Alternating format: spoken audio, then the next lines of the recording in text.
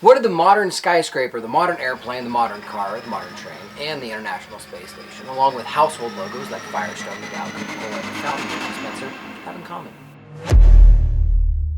I'm Drew Littlejohns, and why I exist is to empower others to take risks that make the world more beautiful and kind every day. So, what's the answer? They were all reimagined by one person, arguably the most prolific designer of the 20th century, the great Raymond Lowey. And in this video, I'm going to give you his 3 principles for reimagining the world around him, so that you can reimagine the world around you. Also, stick around to the end for my bonus tip on how you can remember and implement his principles. So, he was born in France and served in World War I with a bunch of guys from Brooklyn. And so when his parents died at the age of 25, he's made his way to New York City.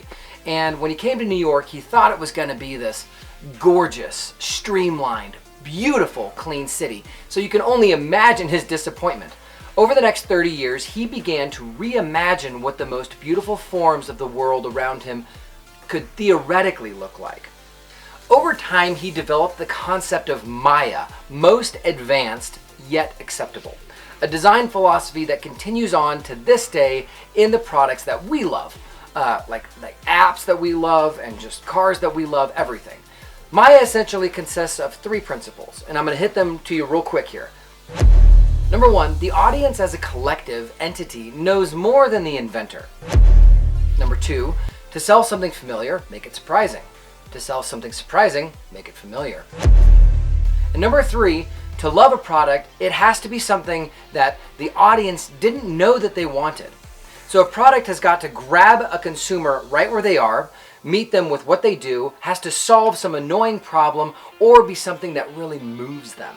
So let's take a look at what we can do in our lives as entrepreneurs, innovators, influencers, and creators to bring real value and joy to everyone that we encounter today.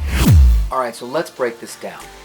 Number 1, design to your audience. When building something or designing something, if it takes 3 minutes to explain it to people, then it probably isn't ready for prime time yet. Think cryptocurrency, virtual reality goggles, or autonomous self-driving cars. Right now there's a leap that people have to take in order to understand all of the intricacies of how these innovations will impact their lives.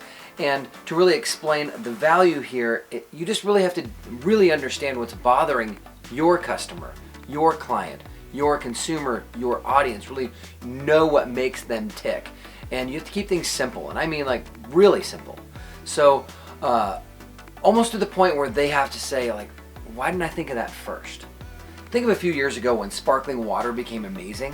Now, if I say to you that I'm starting an essential oil sparkling water company or a CBD sparkling water company, you'd be like, wow, of course.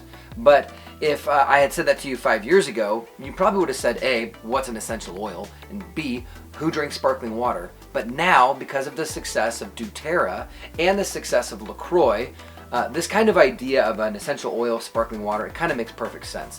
It hits on all levels, both the new and the old. So, number 2, to sell something familiar, make it surprising. To sell something surprising, make it familiar. My favorite example of this is the Netflix show Stranger Things, or the new YouTube show, the Cobra Kai. So both of these shows take old concepts, music, film, editing, hair, clothes, and cars that all take us back to this familiar place and where we all kind of think, those were awesome days. That's the familiar feeling that Lowey's talking about. Think the Ford relaunch of the Mustang, the Dodge relaunch of the Challenger. They were old cars that everybody had a real connection to, but with a new twist that kind of spoke to the old. So conversely, if you want to make something surprising... So, 3 things. A widescreen iPod with touch controls, a revolutionary mobile phone, and a breakthrough internet communications device. You know, you take that Discman, the old school phone, your Game Boy, and your camera, and just put them all in one place. It's surprising that you can put them all in one place, but each object is familiar. And so what Lowey was kind of getting at was, look, if you want to design to somebody's sense of familiar, you have to kind of one step from where they are. So now I want to take you over to the crazy scale. So the idea of the crazy scale is that anybody who is 2 steps above you is going to feel crazy. And anybody who's 2 steps below you is going to feel like they're just not keeping up with the times. So, imagine if you take like a video game console, right? You go 2 steps back and you're at a PlayStation 2 or an Xbox, those would seem ancient, right?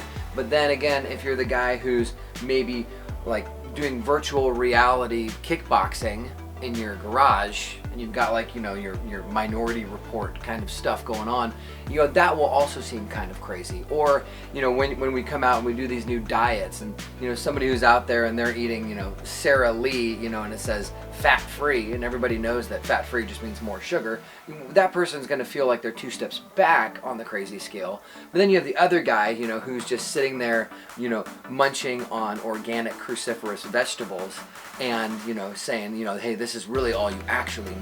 We're going to be like, whatever.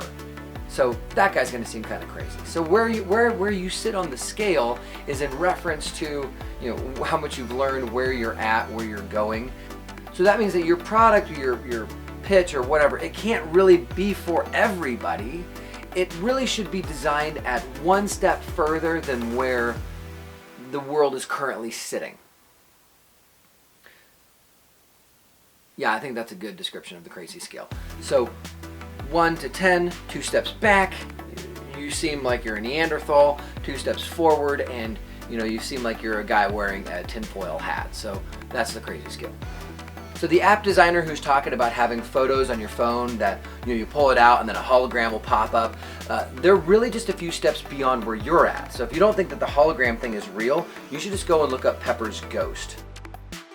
So essentially out there, somewhere there's an app designer creating a hologram-oriented TikTok platform, but to most people it's going to feel a little bit beyond them. It's 2 steps beyond. So if you're the kind of thinker and you think that way, you're probably going to have to pick an idea, wait a few years before you develop it, because it's probably just a little bit too new for the population. On the other side, you can think about how Amazon and Wayfair and Walmart are using AR, or augmented reality, to where you can upload a picture of your living room and then you can kind of see those products in your home. That makes some sense to people, and that's really working, and people are loving it. Which brings us to number 3.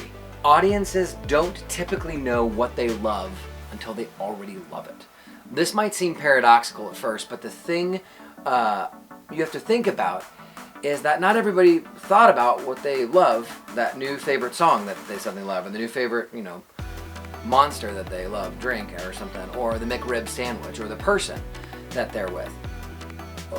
Now though, they can't imagine their life without it, and that is the brand loyalty. Lowey's genius is that he understood at a deep level that people needed something that they were surprised by, that reminded them of the best times in their life, and that eventually they couldn't live without. So here's the deal. The next time you create something, you just have to ask yourself these 3 things. Number 1, what value am I giving to my audience? Number 2, where's the surprise in what I'm doing? Number 3, once people have it, will they be able to live without it? That's the secret to most advanced yet acceptable, and now you've got it. So the last bonus thing that I promised was that to keep something, you have to give it away. So I want to challenge you to tell 2 people about what you learned today. I guarantee this will not only help you to remember it, but it'll also help you to put it into practice in your own life. You can teach your 5-year-old, you can teach your neighbor, you can teach the guy at the coffee shop at the bar next to you. It doesn't matter who you teach, you just got to get out there and tell somebody about it. You don't have to tell them that I told you, okay? Like, you don't have to say I listened to this guy on YouTube and he told me this thing. So if you got some value out of this video, please hit the subscribe button, shoot me a comment, let me know what you're doing that makes what you're doing more surprising or familiar. Or if for some reason you look at it and you're like, hey, like I could really use some help to make my business surprising, let me know in the comments below. Maybe our community can kind of get together and say something. So thanks for watching. Don't forget to subscribe, be well, work hard, and empower the best in others around you today.